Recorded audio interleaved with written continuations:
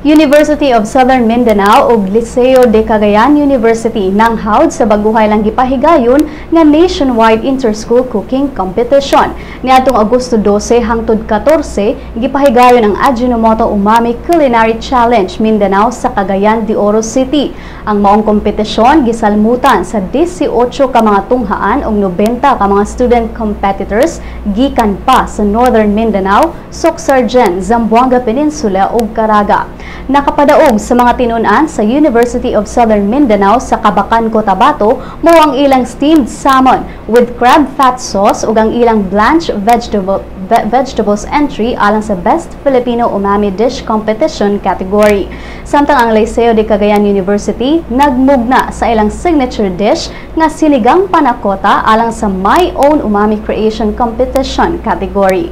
Ang ubang mga mananaog mao ang Taguluan Community College, Southern de Oro Philippines College ug Mindanao University of Science and Technology. Ang nationwide cooking competition naglaom nga motabang sa mga estudyante nga makaamgo sa potensyal sa umami ang narikognisar ug napamatud-an nga ikalimang basic taste gawas sa sweet, sour, bitter ug salty.